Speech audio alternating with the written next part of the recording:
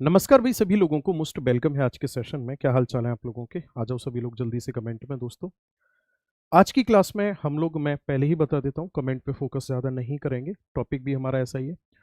Topic है हमारा continent of the world, यानी विश्व के महाद्वीप। तो आप लोगों को शांति से बैठ के पढ़ना है, ना कि अननेसेसरी कमेंट करने बार बार। और वैसे भी टॉपिक ऐसा है जिसमें हम लोग पूरे विश्व के फैक्ट के बारे में जानेंगे।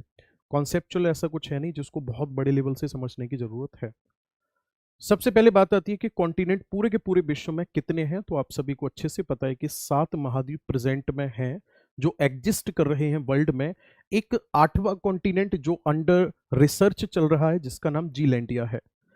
ऐसा माना जाता है कि शुरुआत में सभी के सभी कॉन्टिनेंट आपस में जुड़े हुए थे और फिर इंटरनल मूवमेंट की वजह से ये कॉन्टिनेंट एक दूसरे से सेपरेट होते चले गए।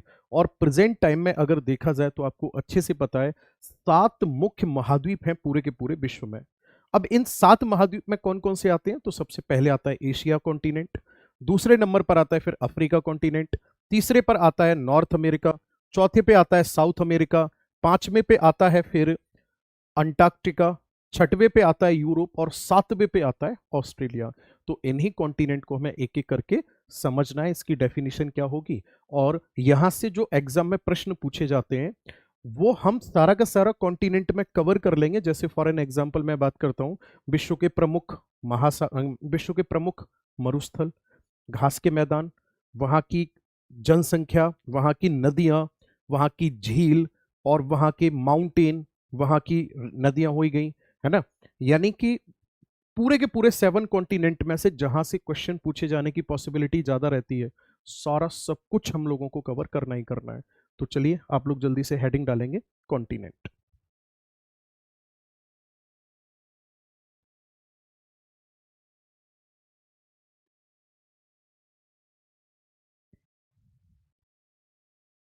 इसी को हिंदी में कहा जाएगा महाद्वीप। फैन ऑन कर दिए।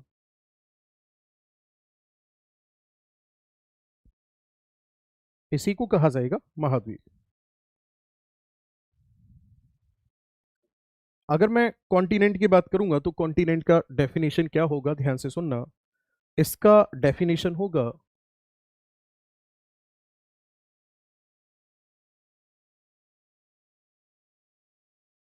लार्ज लैंड मास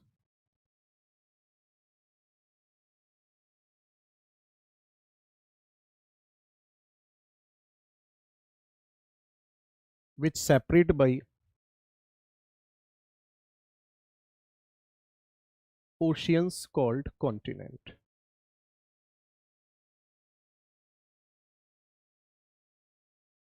ठीक है ना।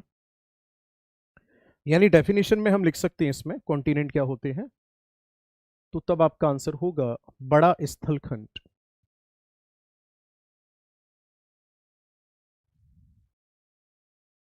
बड़ा स्थलखंड जो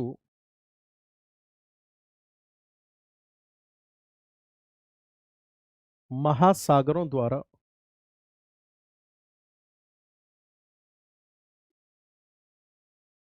अलग होता है, इसी को क्या कहा जाएगा? इसी को कॉन्टिनेंट या महाद्वीप कहा जाएगा। कॉन्टिनेंट एरिया के अकॉर्डिंग अगर आप देखोगे तो कितने हैं, तो आपका आंसर होगा वही 7 कॉन्टिनेंट है। Asia, Africa, north America, south America. Next अगर मैं बात करूंगा तो Asia, Africa, north America, south America, Antarctica. Next अगर मैं बात करूंगा तो यूरोप है और लास्ट में जाकर है ऑस्ट्रेलिया। वहीं अगर नेक्स्ट हम बात करेंगे पॉपुलेशन के अकॉर्डिंग क्या कंडीशन है।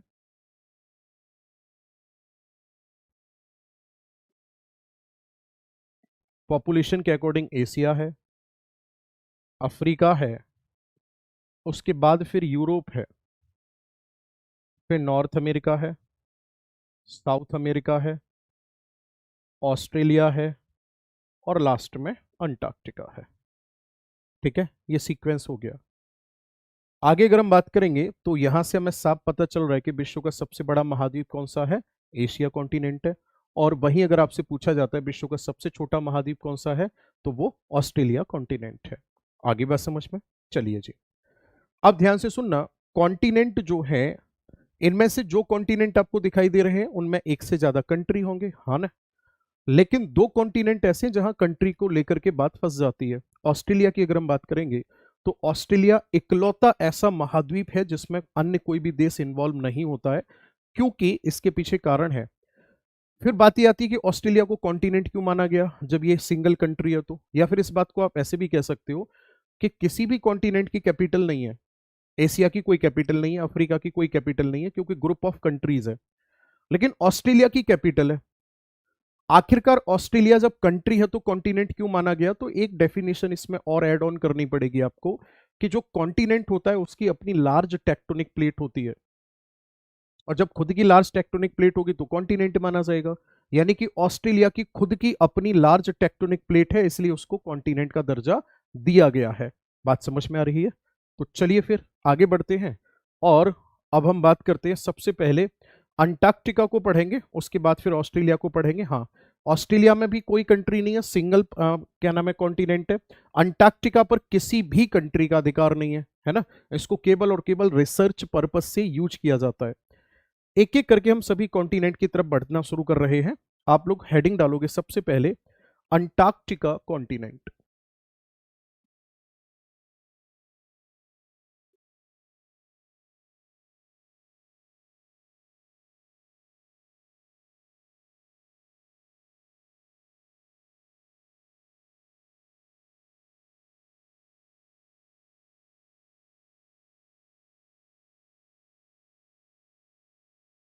अंटार्कटिका महाद्वीप, पहली बात ये है कहां पे अंटार्कटिका महाद्वीप, तो ध्यान से सुनना।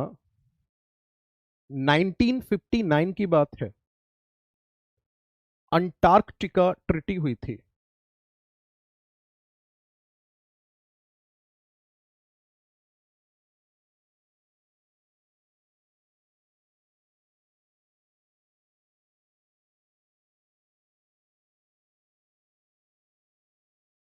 इस संधि में क्या कहा गया, इस संधि में कहा गया कि जो 66.5 डिग्री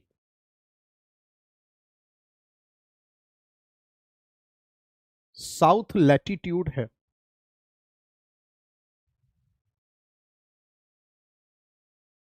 दक्षिणी अक्षांश है,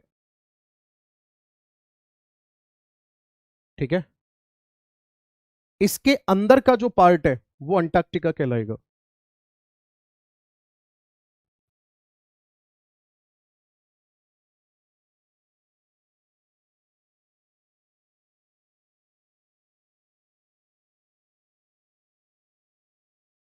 क्या कहलाएगा, अंटार्कटिका कहलाएगा। आगे इसी में यह कहा गया है कि इस कॉन्टिनेंट पर किस देश का अधिकार है, बोले किसी का अधिकार नहीं है ना। इसका यूज किस में किया जाएगा, ओनली यूज्ड फॉर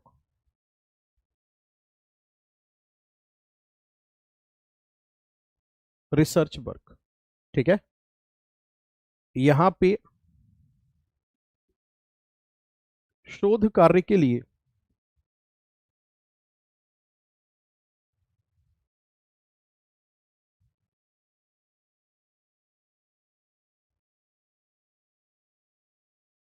उपयोग में लाया जाएगा।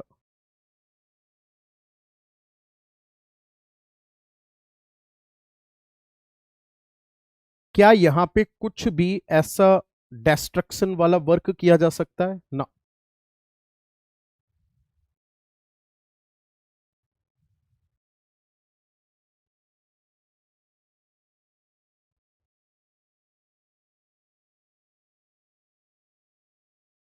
कोई भी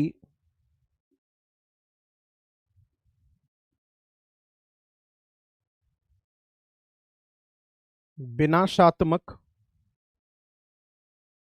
कार्य नहीं किया जाएगा।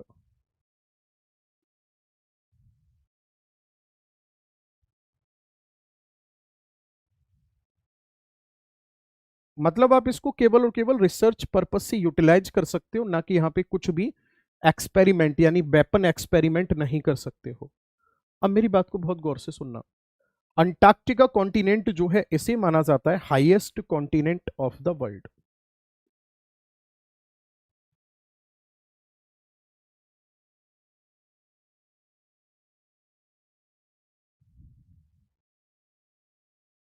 ये है सर विश्व का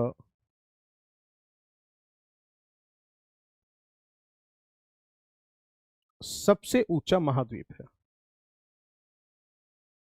क्या माना जाता है इसको? विश्व का सबसे ऊंचा महाद्वीप माना जाता है। ध्यान से सुनना।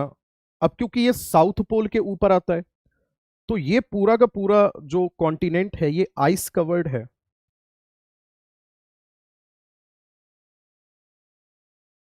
ये है आइस कवर्ड कॉन्टिनेंट।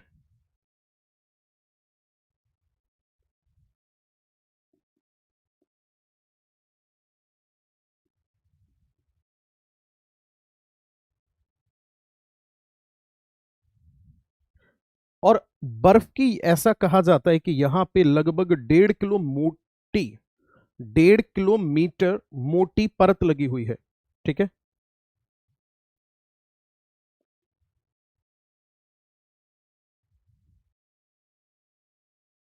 इतनी मोटी परत है यहां पे।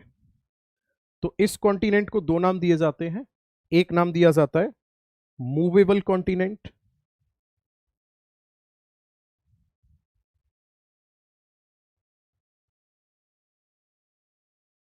यानी कि इसे कहा जाता है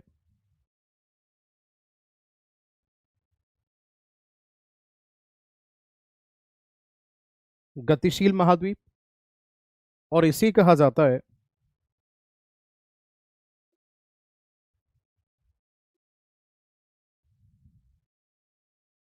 व्हाइट कॉन्टिनेंट, यानी कि श्वेत महाद्वीप। दो नाम से इसको जाना जाता है। पूरा नोट करेंगे फिर आगे बढ़ते हैं।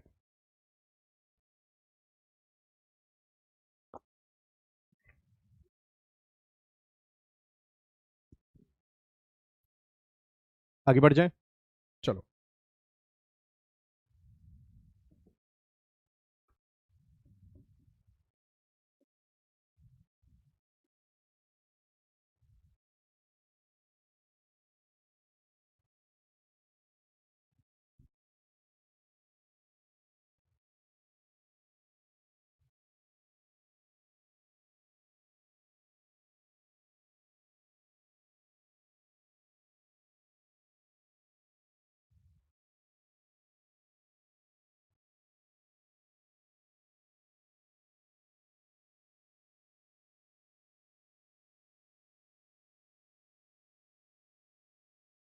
इसका कुछ करो भाई, ये बे फाइल में डाउनलोड नहीं हो पाते।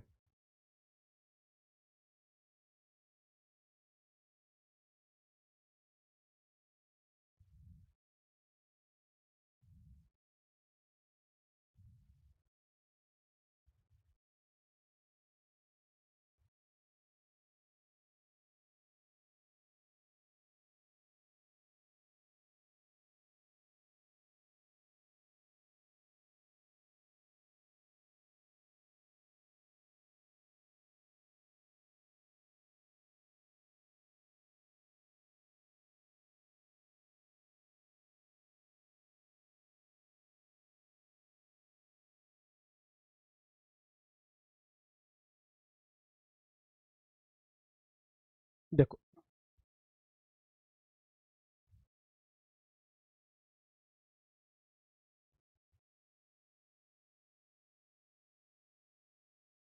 दिख रहा है? 1 मिनट और रुकना पड़ेगा आपको।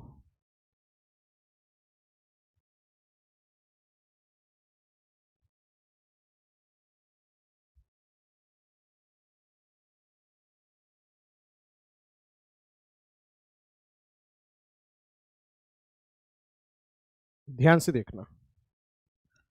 सबसे पहली बात मैं जो आपको बता रहा था, 66.5 डिग्री जो सर्कल है वो कहाँ है? तो लगभग वो सर्कल यहाँ पे यूं पड़ेगा। उसके अंदर का जो ये पूरा का पूरा भाग है ये ओशियन के अंतर्गत आएगा, और फिर इसी में आता है अंटार्कटिका कॉन्टिनेंट। आगे मैंने बताया, अब इस कॉन्टिनेंट को डिस्कवर कैसे किया गया उस चीज पर आ जाते हैं। ठीक है। डिस्कवरी की अगर हम बात करेंगे तो इस कॉन्टिनेंट को कई स्टेप में डिस्कवर किया गया है, और वो स्टेप क्या क्या है उनको एक एक करके मैं आपको यहां बताता हूं। देखो ध्यान से।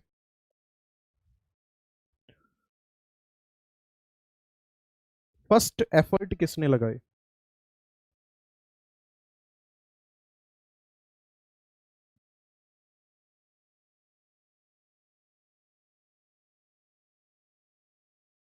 प्रथम प्रयास किसने किया? प्रथम प्रयास की अगर मैं बात करूंगा तो कैप्टन कुक ने किया था।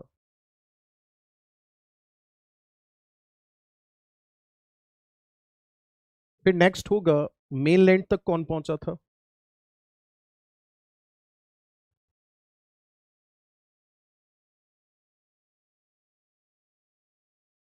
अंटार्कटिका कॉन्टिनेंट की जो मुख्य भूमि है यहां तक कौन पहुंचा, मतलब कि ये वाला जो पार्ट आपको दिख रहा है। तो मेनलैंड तक पहुंचने वाले व्यक्ति का नाम क्या था? तो आपका आंसर होगा फेबियन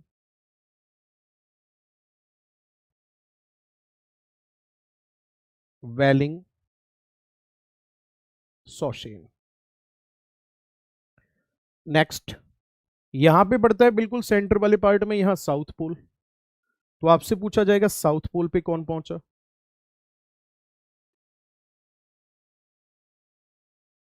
आंसर होगा एमंड सेन। तो इस तरीके से इस कॉन्टिनेंट को डिस्कवर किया गया। नेक्स्ट अगर मैं बात करूंगा तो इस कॉन्टिनेंट पे और क्या खास बात है? तो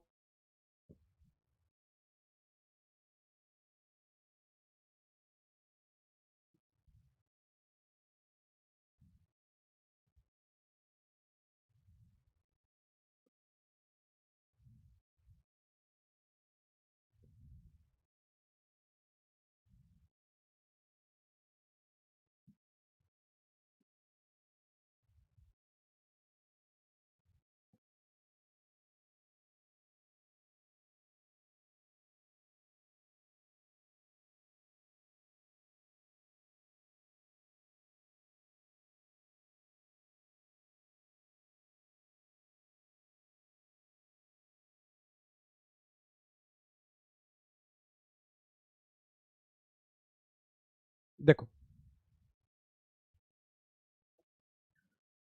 इस कॉन्टिनेंट की अगर मैं बात करूंगा तो यहां पे ये जो कॉन्टिनेंट है यहां पे माउंटेन है। इस माउंटेन को क्या कहा जाता है? Trans Antarctican mountain.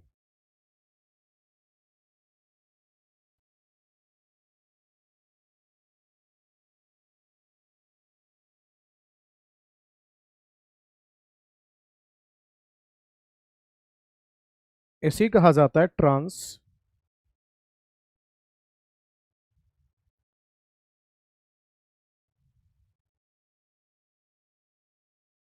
अंटार्कटिकन पर्वत। अगर मैं ट्रांस अंटार्कटिकन पर्वत की बात करूंगा तो ये एकदम कॉन्टिनेंट को टू पार्ट में डिवाइड कर रहा है।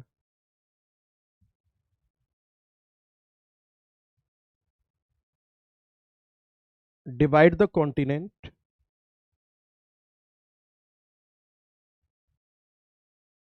इन टू पार्ट।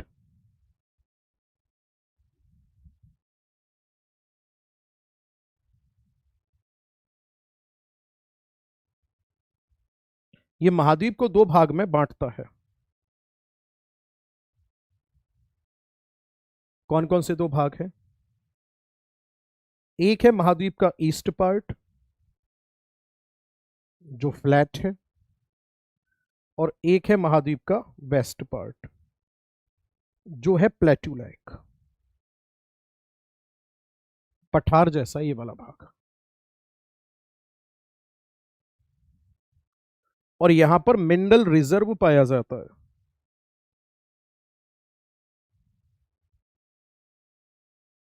इस वाले भाग पर क्या है?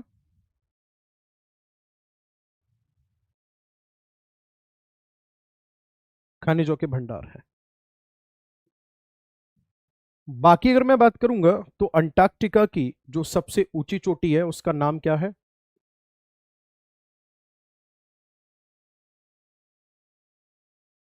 विन्सन मैसिफ है।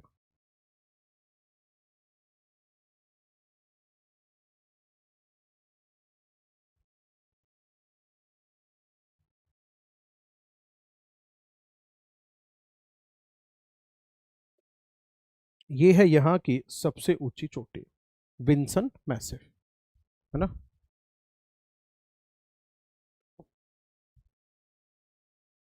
पूरा जल्दी से लिखेंगे। विंसन मैसिफ सबसे ऊंची चोटी है अंटार्कटिका की। मैं साइड में हूं, नोट कर दो इसको जल्दी से।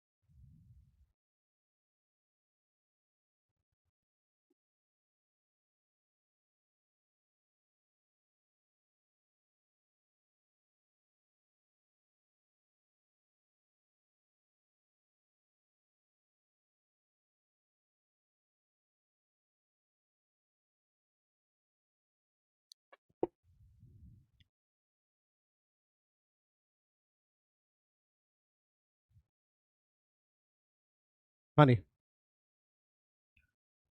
इसकी जो ऊंचाई है लगभग 4892 मीटर है, और ये लगभग यहां पड़ती है, यहां पर है विंसन मैसिव।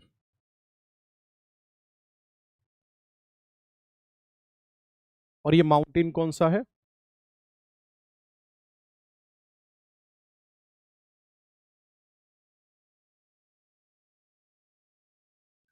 ये है सर एल्सवर्थ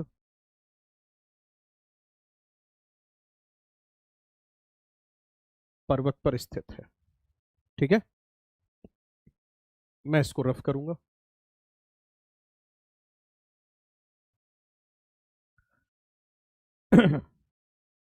बाकी अगर हम बात करेंगे तो यहाँ पे आप लोग सोच कर देखो कि इस वाले कॉन्टिनेंट पे वॉल्केनो होगा या नहीं होगा। बिल्कुल होगा, क्योंकि वॉल्केनो इंटरनल प्रोसेस है, मैग्मा यहां से बाहर आ रहा है।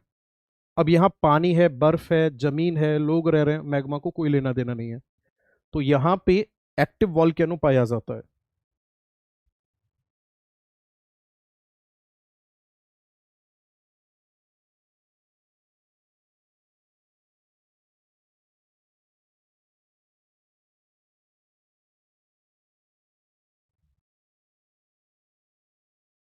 यहाँ सक्रिय ज्वालामुखी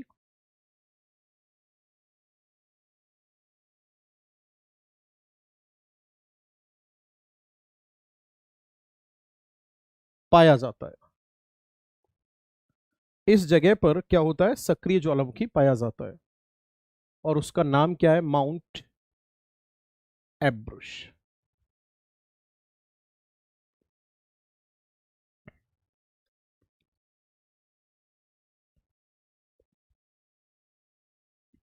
वो लगभग यहां पड़ता है,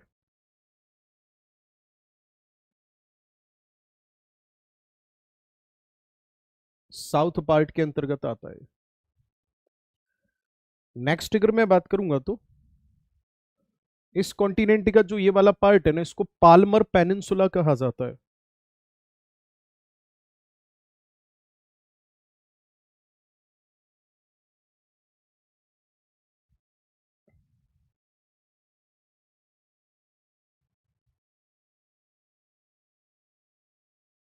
इसे क्या कहा जाता है, पाल्मर प्रायद्वीप के नाम से जाना जाता है। और जो ये पाल्मर प्रायद्वीप है, ये एकमात्र स्नो फ्री रीजन है।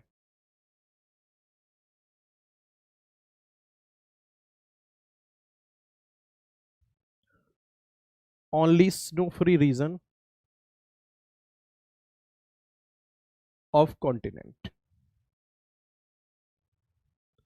इस पर यूएसए का अधिकार है, पाल्मर पेनिनसुला। ठीक। नेक्स्ट अगर हम बात करेंगे तो यहां एक बोस्टक नामक स्थान पड़ता है।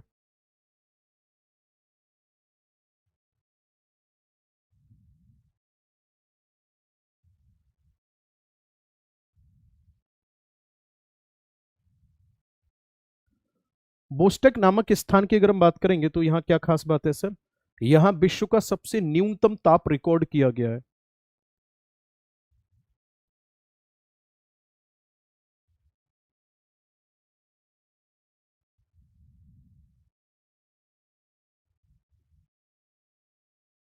और ये है -89 डिग्री सेंटीग्रेड। नेक्स्ट अगर हम बात करेंगे तो हमारे भारत ने यहाँ पे अब तक टोटल 3 रिसर्च सेंटर ओपन किए जा चुके हैं इंडिया के द्वारा। कौन कौन से हैं इंडिया के? एक है दक्षिण गंगोत्री,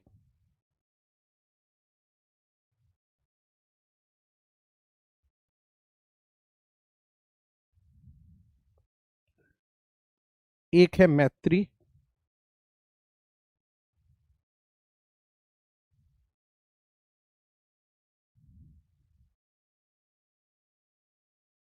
और एक है भारती। ये दोनों वर्किंग प्रोसेस में है, और ये वाला नहीं है। ठीक है ना? चलो जी। और अगर हम बात करेंगे तो अंटार्कटिका पर और क्या पाया जाता है, तो मैं इधर लिख रहा हूं रफ करके, अंटार्कटिका पे और क्या खास होगा। अंटार्कटिका की हम नेक्स्ट अगर हम बात करेंगे तो इस पे खास देखने को मिलता है हमें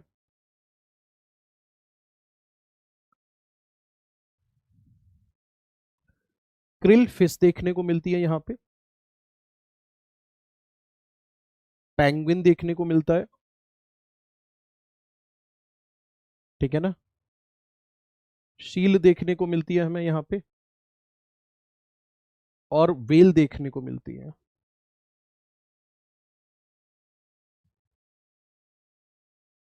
ठीक है, ये सब यहाँ पे पाए जाते हैं।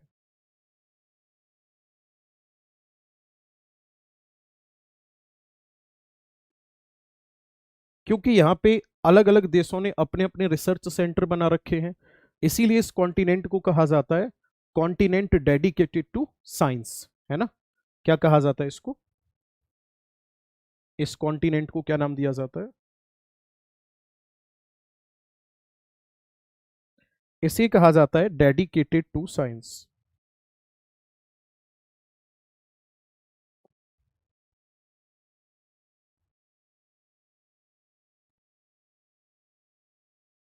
इसे कहा जाता है विज्ञान को समर्पित महाद्वीप।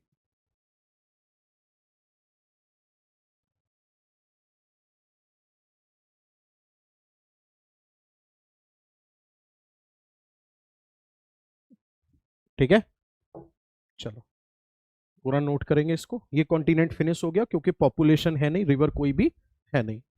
ठीक है,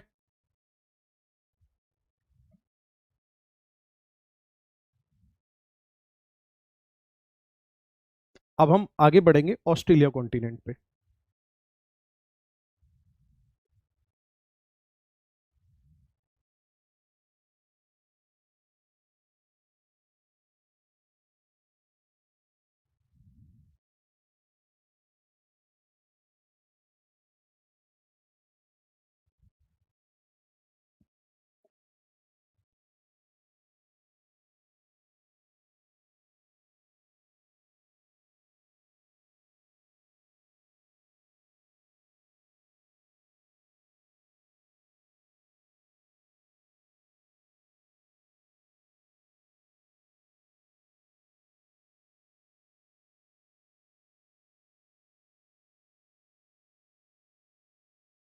ऑस्ट्रेलिया कॉन्टिनेंट की अगर मैं बात करूंगा तो इसे माना जाता है स्मॉलेस्ट कॉन्टिनेंट।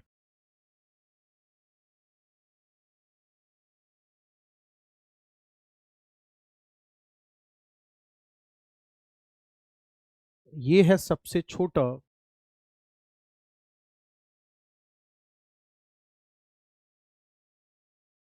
ये सबसे छोटा महाद्वीप है, स्मॉलेस्ट कॉन्टिनेंट माना जाता है इसको। और नेक्स्ट अगर मैं बात करूंगा तो ऑस्ट्रेलिया की खोज किसने की?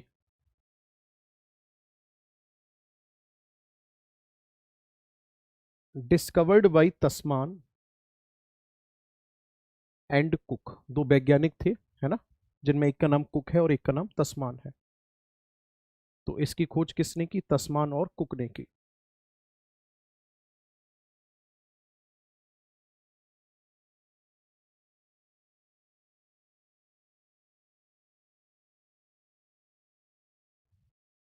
इसे क्या कहा जाता है? इसे कहा जाता है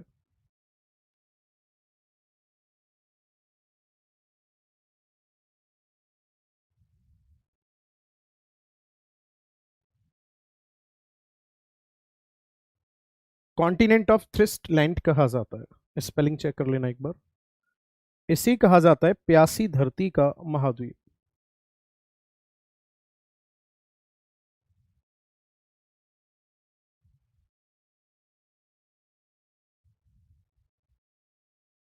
अब क्यों कहा जाता है, इस चीज को मैप से समझते हैं।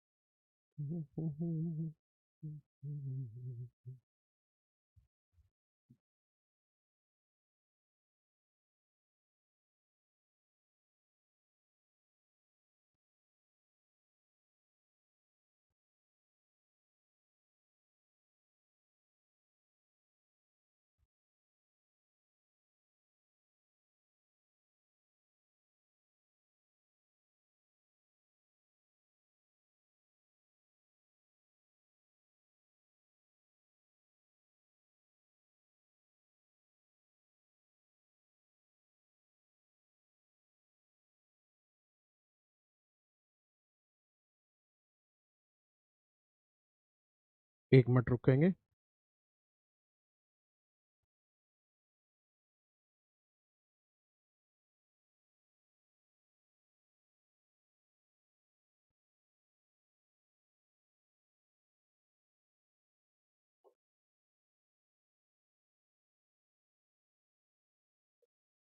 देखो,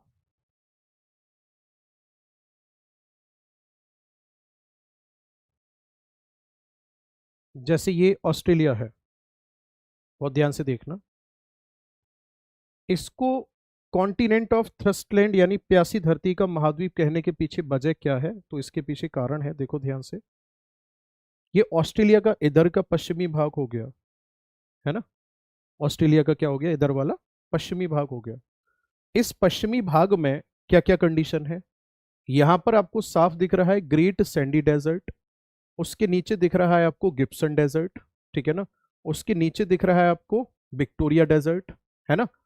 यहां पर आपको दिख रहा है तनामी डेजर्ट। ओके, कौन सा डेजर्ट है? तनामी डेजर्ट है। तो यहां ऑस्ट्रेलिया के पश्चिमी भाग पर क्योंकि मरुस्थल बहुत ज्यादा है, तो मरुस्थल होने की वजह से यहाँ पे रेनफॉल कम हुई है जब भी मरुस्थल बने हैं। और ऐसा क्षेत्र जहां रेनफॉल कम हो रही है, मरुस्थल है, वो ड्राई एरिया के अंतर्गत आता है। तो इस बात को हम ऐसे कह सकते हैं कि ऑस्ट्रेलिया का जो पश्चिमी भाग है वो शुष्क है, ड्राई है। इसलिए इसको कहा जा रहा है द कॉन्टिनेंट ऑफ थ्रस्टलैंड। मैं लिख रहा हूं यहां पे, प्यासी धरती का महाद्वीप क्यों कहा जाता है? क्योंकि वेस्ट जो पार्ट है ऑस्ट्रेलिया का,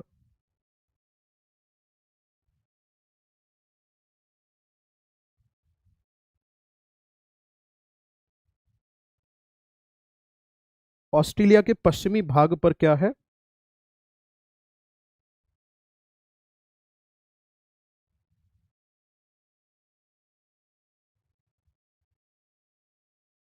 मरुस्थल है। और ये जो मरुस्थल हैं कौन कौन से हैं? तो इसके पीछे नाम भी लिख लेते हैं हम। इसमें कौन कौन से मरुस्थल आएंगे? जैसे सैंडी डेजर्ट सबसे ऊपर है,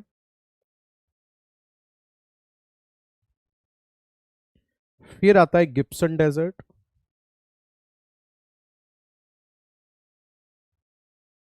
और फिर एक आता है विक्टोरिया डेजर्ट, है ना। क्या आता है? Victoria desert.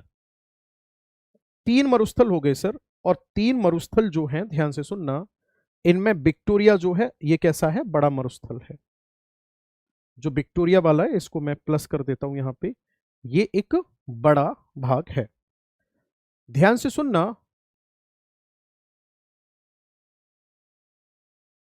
इन डेजर्ट वाले भाग में जैसे यहां पे लिखा हुआ है कूल गार्ली, है ना। यहां पे क्या है? जो ये डेजर्ट वाला भाग है, यहां पे गोल्ड के रिजर्व पाए जाते हैं। और यहां पे जो माइन है वो कौन सी है? पश्चिमी भाग में माइन ऑफ गोल्ड है यहां पे। उनके नाम क्या क्या हैं? तो आपका आंसर होगा, उसका नाम है सर, एक तो है कूल गार्ली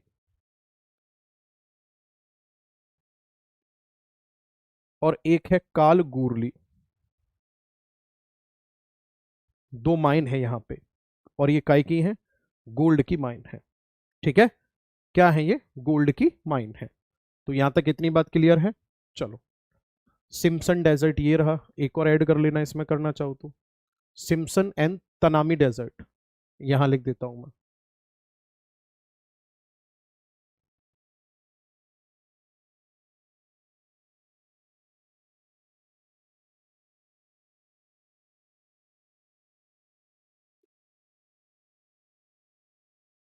ये भी किस में आते हैं? ऑस्ट्रेलिया में आते हैं, ठीक है। किसके अंतर्गत आते हैं? ऑस्ट्रेलिया के अंतर्गत आते हैं। ओके, चलो।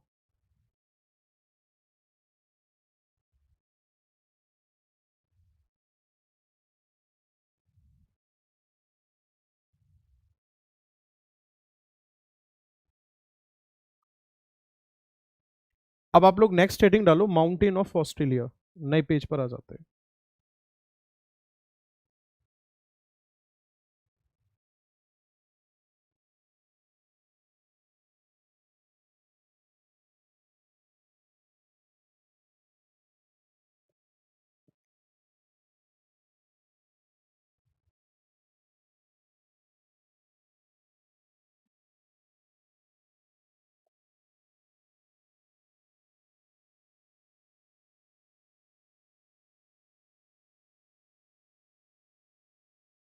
माउंटेन ऑफ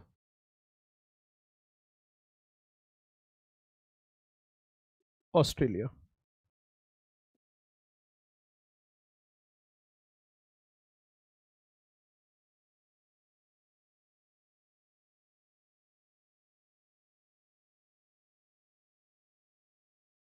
ऑस्ट्रेलिया के पर्वत। ठीक है। ऑस्ट्रेलिया के पर्वतों की अगर मैं आपसे बात करूंगा तो मैप पर बहुत ध्यान से देखेंगे। सबसे पहले आपको यहां दिख रहा है ग्रेट डिवाइडिंग रेंज। ठीक है, इसको समझते हैं।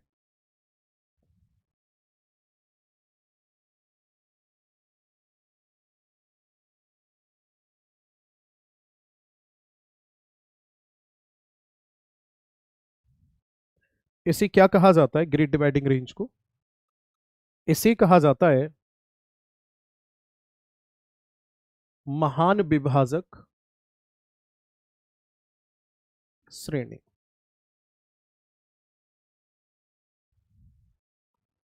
महान विभाजक श्रेणी की अगर मैं आपसे बात करूंगा तो इसकी लंबाई कितनी है? 2900 किलोमीटर इसकी लंबाई है। कितनी है? 2900 किलोमीटर लंबाई है।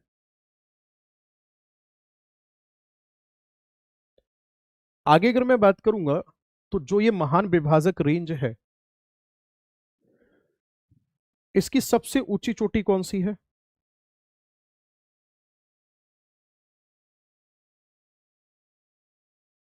कोसिस्को है, और इसकी जो ऊंचाई है वो 2237 मीटर है।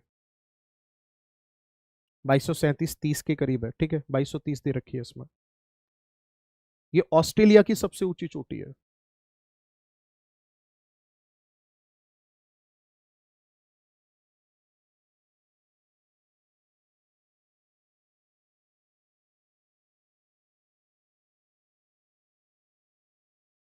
ठीक है जी। आगे अगर मैं बात करूंगा तो ये माउंटेन रेंज क्या करती है, ये इधर से आने वाली जो मॉइस्ट विंड है उनको ट्रैप करती है। तो इसके आसपास रेनफॉल कैसी होती है? ज्यादा होती है ना। यहां मैं लिख सकता हूं, इसके जो ईस्ट पार्ट है यहां पे रेनफॉल कैसी होती है? ज्यादा होती है। जब यहां रेनफॉल ज्यादा होती है तो ऐसी स्थिति में ऐसा माना जाता है कि more than 60% population of the continent exist in this part, यानी ईस्ट पार्ट। यहां पे क्या होता है, 60% के आसपास जनसंख्या निवास करती है। और यहां पर मेन काम क्या है? Sheep rearing.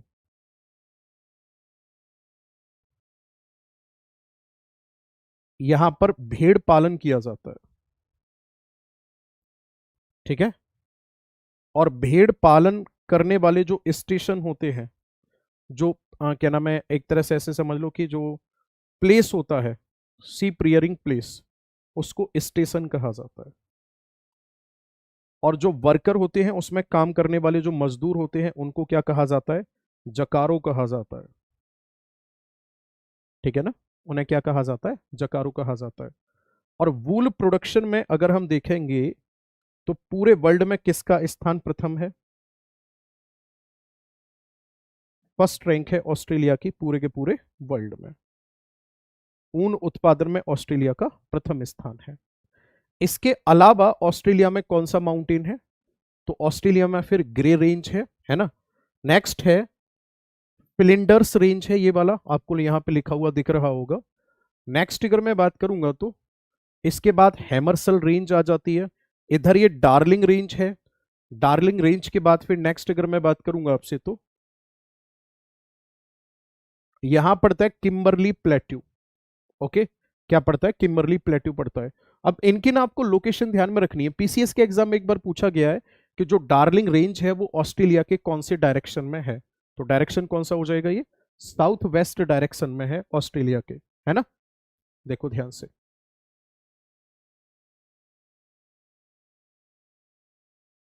मैं यही लिख देता हूं इसको थोड़ा सा ऊपर करके।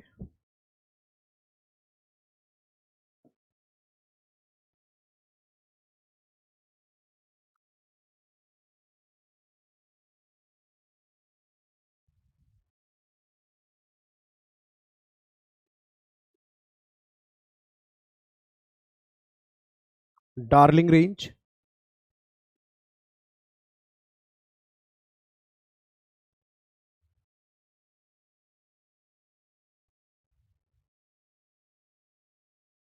हेमर्सले रेंज, है ना। ये कहाँ पड़ते हैं? डार्लिंग रेंज कहाँ पड़ती है? साउथ वेस्ट में पड़ती है, ये पड़ती है वेस्ट में। ठीक है। नेक्स्ट अगर मैं बात करूंगा तो एक मैंने बताई कौन सी रेंज है, एक है ग्रे रेंज,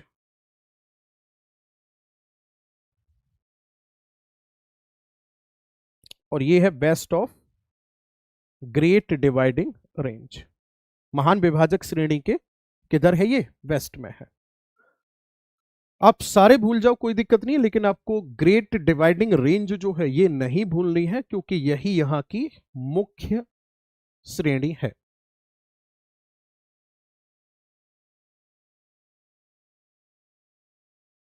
ओके।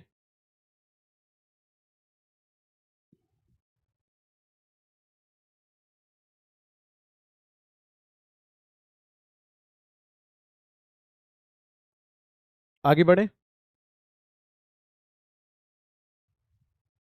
हम्म।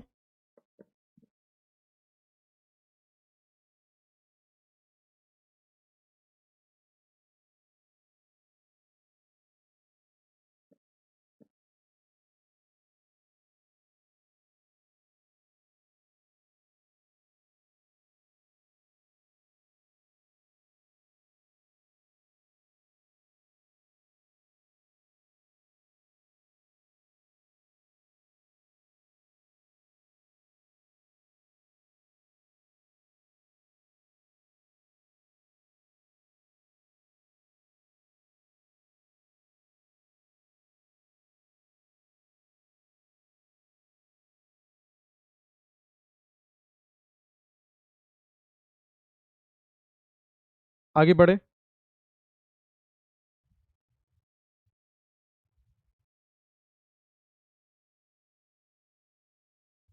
चलो, अब इसमें एक पॉइंट देखो आप।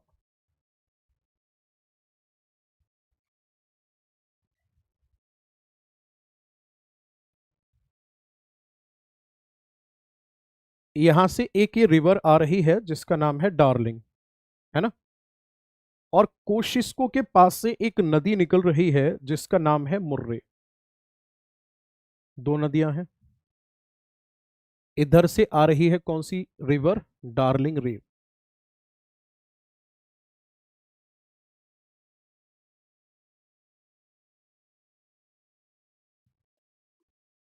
और इधर से आ रही है कौन सी रिवर?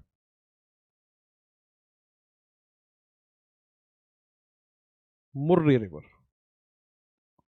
तो बेसिकली मुर्रे जो है ये लॉन्गेस्ट रिवर मानी जाती है।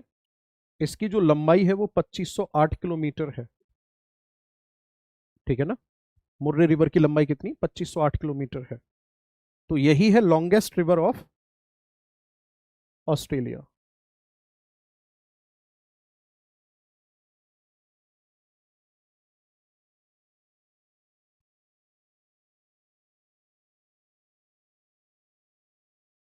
ये क्या है? ऑस्ट्रेलिया की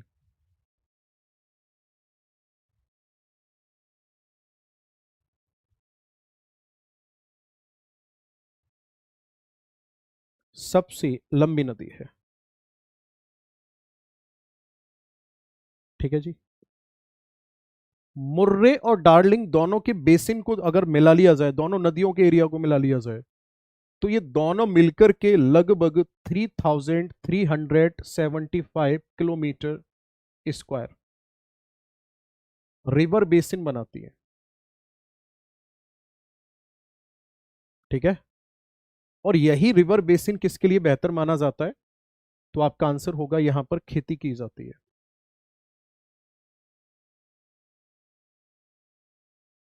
और यहां पर घास के मैदान पाए जाते हैं।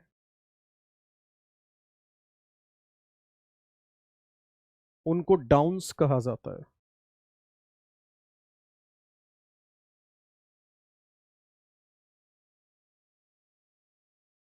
ठीक है ना। घास के मैदान जो है यहाँ पे उनको क्या कहा जाता है? तो आपका आंसर होगा डाउन्स कहा जाता है। ठीक है।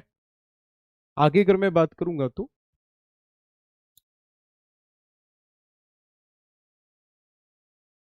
इधर ये मिकैल रिवर है, फ्लेंडर्स रिवर है, इनको पढ़ने की जरूरत भी नहीं है हमें। ठीक है, इतना ज्यादा पूछा भी नहीं जाता। सबसे लंबी सहायक सबसे लंबी नदी जो, उसको हमें ध्यान में रखना है। लेक आयर अगर हम बात करेंगे तो ये यहाँ की मुख्य झील है।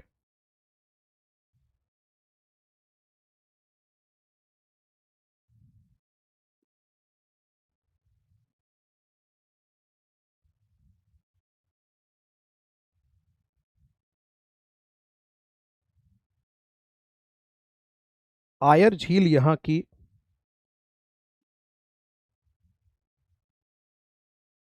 मुख्य झील है। ठीक। नेक्स्ट अगर मैं बात करूंगा तो ये है बे ऑफ कारपेंटेरिया।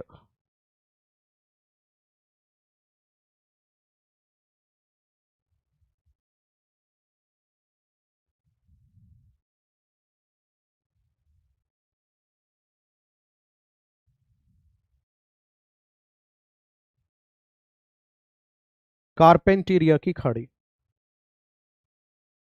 इस खाड़ी से क्या किया जाता है? मिनरल्स निकाले जाते हैं। ठीक है, इसमें मिनरल्स पाए जाते हैं।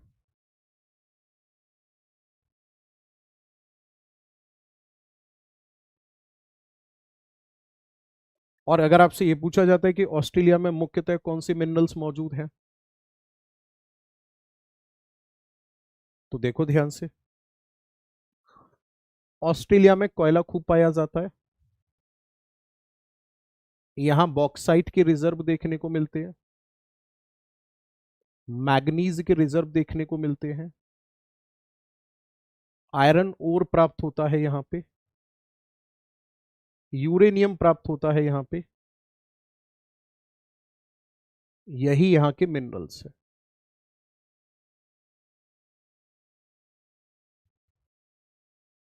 ये क्या है? यहाँ के मुख्य मिनरल्स हैं।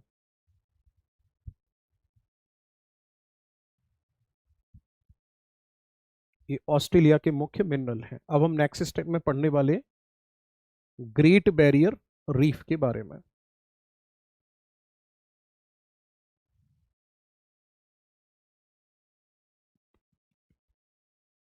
है ना। ग्रेट बैरियर रीफ, महान प्रवाल भित्ति के बारे में।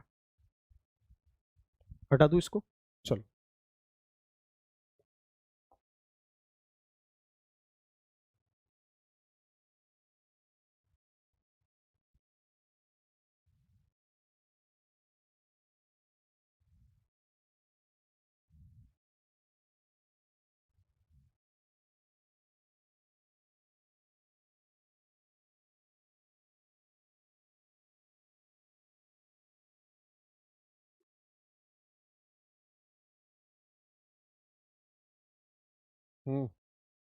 क्या हुआ? महान प्रवाल भित्ति।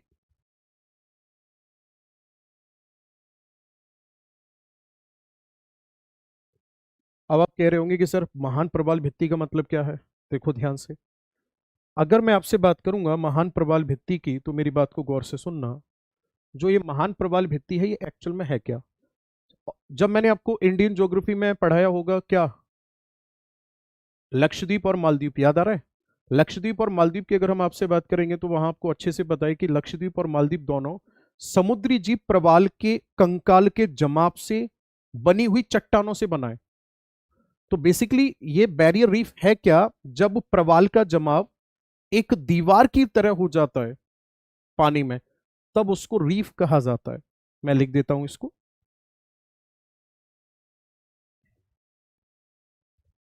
कैसे बनी है ये?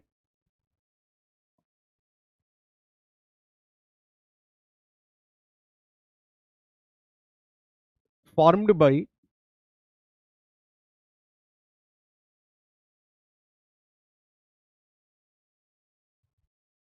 कोरल स्केलेटल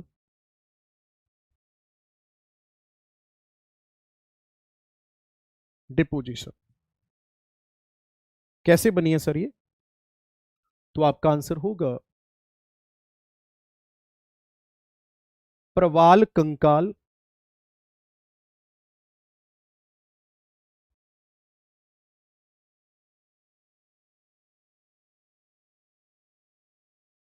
के जमाव द्वारा बनी है। ठीक है ना, जो प्रवाल के कंकाल हैं उसके जमाव के द्वारा बनी है। नेक्स्ट अगर मैं बाप से बात करूंगा तो इसी में अगला पॉइंट होगा, स्ट्रक्चर कैसा होता है इसका।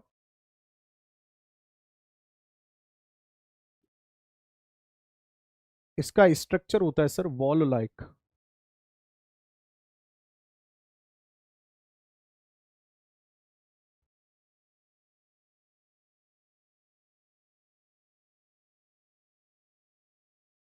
इसकी दीवार नुमा संरचना होती है।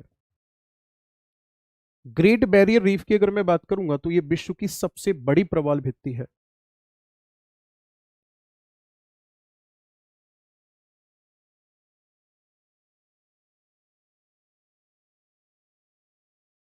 यह है विश्व की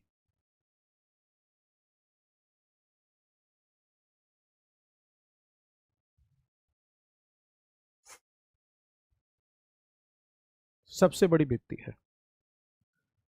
नेक्स्ट अगर मैं बात करूंगा इसी में अगला पॉइंट होगा, ये किस में पड़ती है। देखो,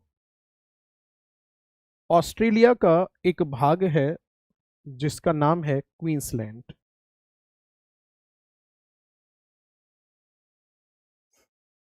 और इसी के अंतर्गत आता है कोरल सी, और कोरल सी के अंतर्गत आती है फिर ग्रेट बैरियर रीफ।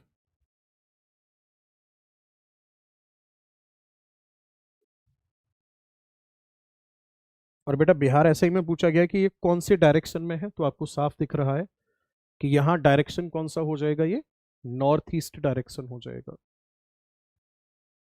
है ना।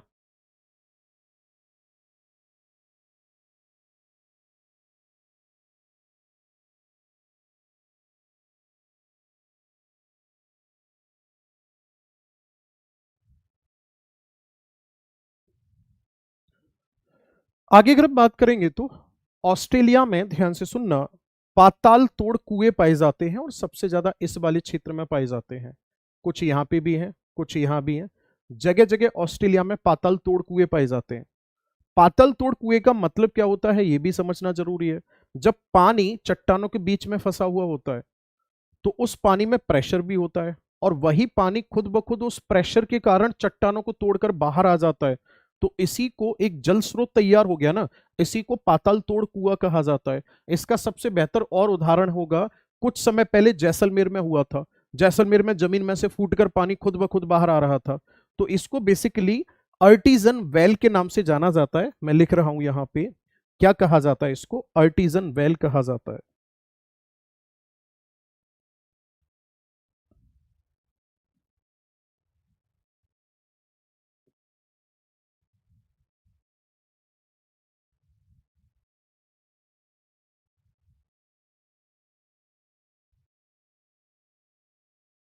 पाताल तोड़ कुआं का मतलब क्या होता है, तो तब आपका आंसर होगा, पाताल तोड़ कुआं का मतलब होता है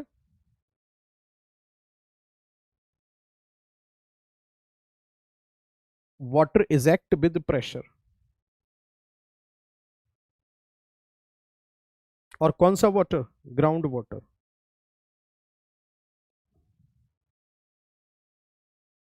यानी कि धरातलीय जल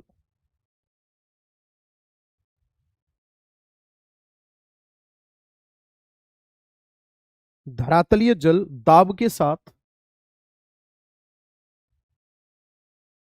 बाहर आता है। तो ऐसा माना जाता है ऑस्ट्रेलिया में इनकी संख्या 40,000 से भी ज्यादा है। और इससे दो तरह का पानी आता है, एक आता है फ्रेश वाटर और एक आता है सलाइन वाटर। तो यहाँ के लोग बड़े चालाकी से उस फ्रेश वाटर का तो खेती में इस्तेमाल कर लेते हैं, सलाइन वाटर पशुओं को पिला देते हैं जिससे उनका डाइजेस्टिव सिस्टम बेहतर होता है। और डाइजेस्टिव सिस्टम बेहतर होने की वजह से उनका जो क्या नाम है, डाइजेस्टिव सिस्टम बेहतर होगा तो बॉडी भी ग्रोथ करेगी, है ना। मिल्क प्रोडक्शन भी बेहतर होगा और वूल या ऊन का प्रोडक्शन भी बेहतर होगा, है ना। चलो जी, अब बढ़ते हैं आगे। यहां तक ये पूरा हो गया। ठीक है जी। अब आ जाते हैं ऑस्ट्रेलिया के इस आइलैंड के बारे में समझ लेते हैं। इस आइलैंड का नाम है तस्मानिया आइलैंड, है ना। क्या नाम है इसका? Tasmania island.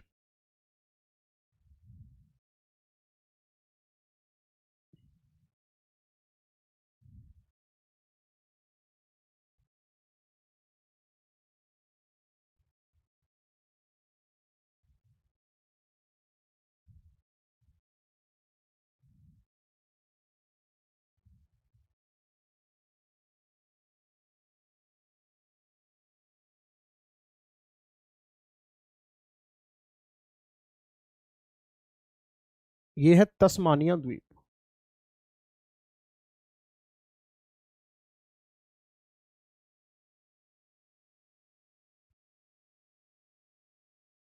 ये सेपरेट किससे होता है?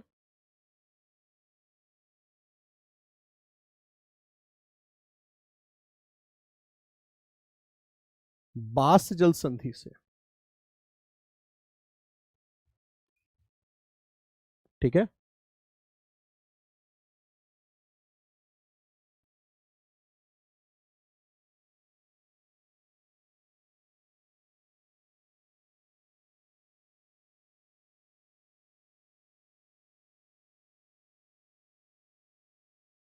बास जल संधि द्वारा ये अलग होता है। ठीक। ऑस्ट्रेलिया का ये एक क्या है? मैदानी भाग है। अच्छा, बाकी ऑस्ट्रेलिया किस चीज के लिए जाना जाता है? ऑस्ट्रेलिया जाना जाता है एमू और कोकाबर्रा।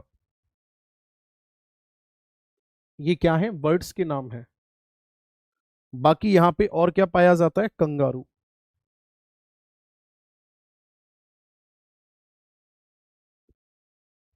ऑस्ट्रेलिया के डेजर्ट में एक वृक्ष पाया जाता है, वो मुझे याद आ गया, मैं लिखवा देता हूं उसका नाम।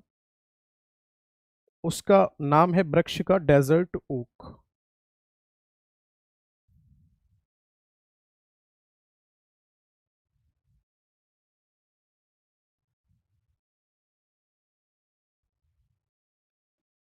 इसकी रूट जो होती है, जड़ जो होती है, उनमें वाटर स्टोर रहता है।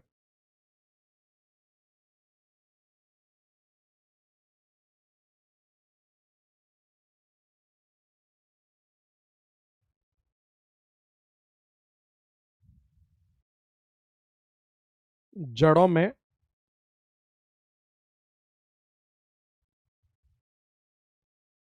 पानी भरा रहता है।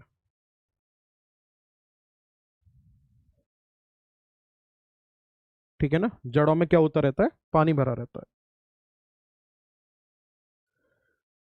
अब ध्यान से सुनना, आपसे ये पूछा जाएगा कि ऑस्ट्रेलिया किसका भाग है, तो आपका आंसर होगा ओशिनिया का पार्ट है। इस बात को समझते हैं।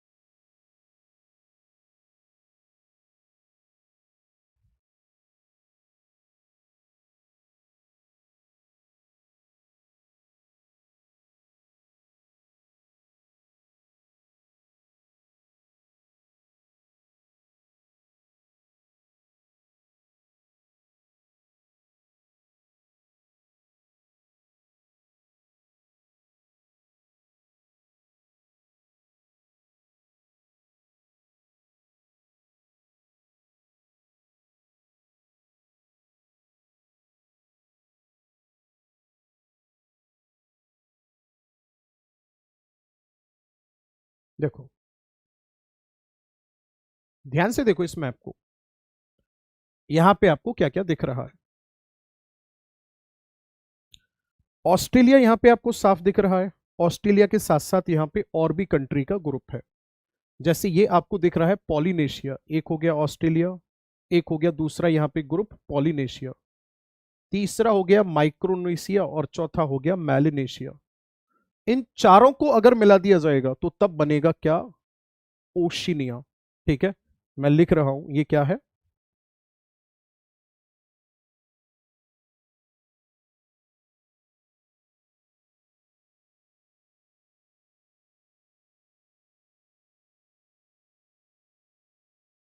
ये है सर ग्रुप ऑफ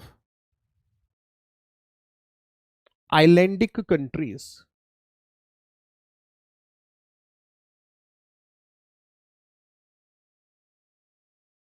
है ना, क्या है ये, ग्रुप ऑफ आइलैंडिक कंट्रीज है।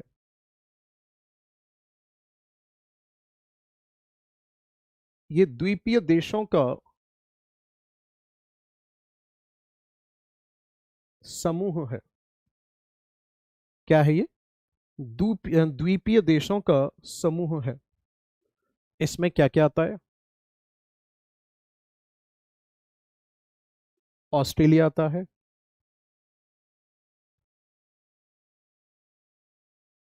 मैलिनेशिया आता है, माइक्रोनेशिया आता है,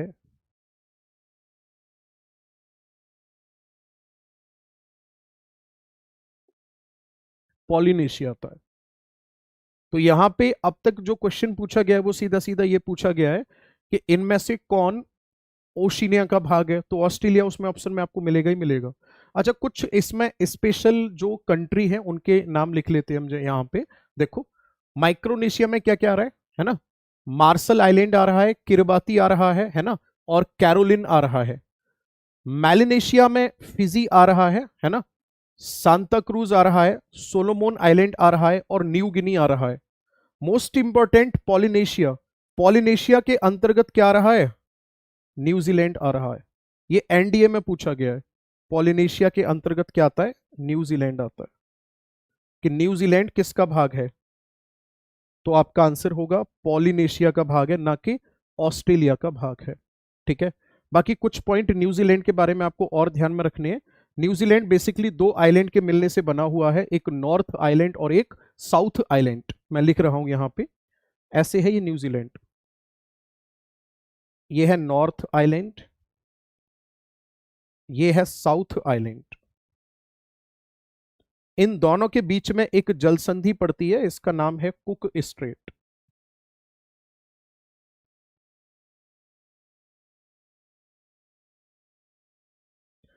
न्यूजीलैंड किस चीज के लिए फेमस है, दो चीजों के लिए। एक तो यहां पे मिल्क प्रोडक्ट तैयार किए जाते हैं, दूसरा यहां पे ग्रासलैंड को क्या कहा जाता है, कैंटरबरी कहा जाता है।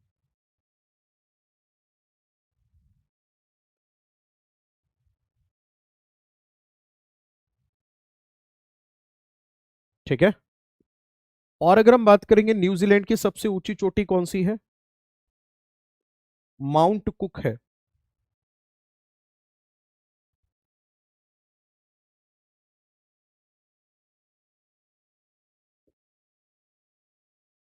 माउंट कुक जो है वो न्यूजीलैंड की सबसे ऊंची चोटी है।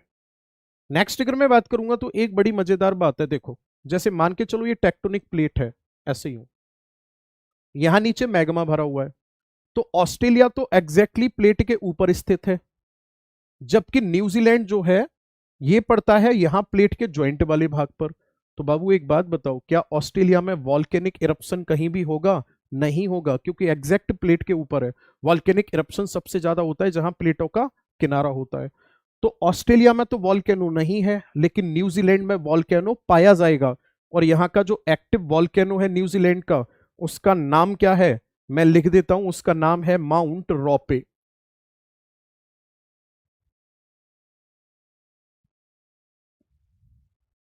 रॉपे क्या है, तो मैं लिख देता हूं, रॉपे है सर न्यूजीलैंड का सक्रिय ज्वालामुखी।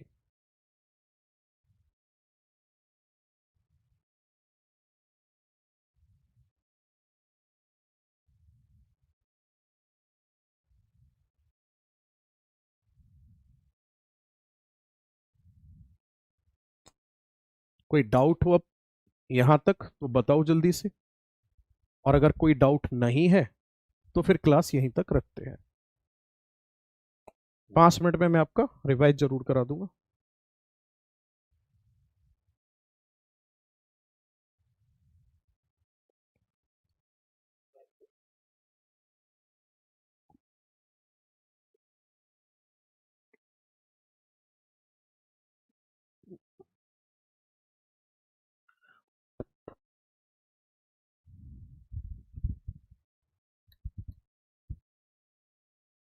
देखो,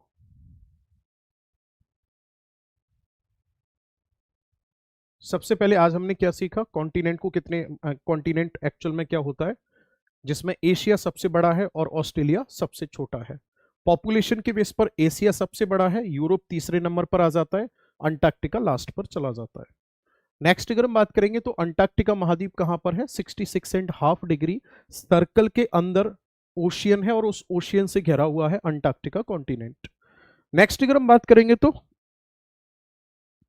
केवल और केवल यहाँ पे रिसर्च वर्क हो सकता है, और रिसर्च वर्क किस चीज का हो सकता है, तो रिसर्च वर्क में आएगा सर यहाँ पे एनवायरमेंट, बैक्टीरिया, वायरस से रिलेटेड रिसर्च आएगी। आपको एक बात और याद आ रही होगी, फॉरमैन नाम के वैज्ञानिक ने सबसे पहले अंटार्कटिका कॉन्टिनेंट के ऊपर ही डिस्कवर किया था किसको, ओजोन होल को। ओके, चलिए जी, आइस से ढका हुआ है इसीलिए इसको मूवेबल कॉन्टिनेंट कहा जाता है, श्वेत महाद्वीप कहा जाता है, और यह विश्व का सबसे ऊंचा महाद्वीप माना जाता है, यानी कि जो समुद्र तल से सर्वाधिक ऊंचाई पर स्थित है। आगे फिर इसमें ट्रांस अंटार्कटिकन रेंज को ध्यान में रखना है, और एल्सवर्थ जो माउंटेन है उसके ऊपर विंसन मैसिव करके माउंटेनियस पीक है जिसकी ऊंचाई 4892 मीटर है, ये आपको ध्यान में रखनी है। बोस्टक में सबसे कम तापमान यहां रिकॉर्ड किया गया है, यानी एक दिन ऐसा, देखो नॉर्मली यहाँ का जो टेम्परेचर है ना वो रहता है -47 से 49 डिग्री सेंटीग्रेड, लेकिन एक दिन ऐसा हुआ कि भाई साहब सारे रिकॉर्ड टूट गए और टेम्परेचर यहाँ का इतना गिर गया कि -89 डिग्री सेंटीग्रेड तक पहुंच गया। ठीक है ना, चलिए जी, भारत के 3 यहाँ पे क्या नाम है वो हैं रिसर्च सेंटर हैं, दक्षिण गंगोत्री, मैत्री, भारती। ठीक, ज्यादा इसमें कुछ ध्यान में नहीं रखना। ऑस्ट्रेलिया पे मेन मुद्दे की बात पर आ जाओ।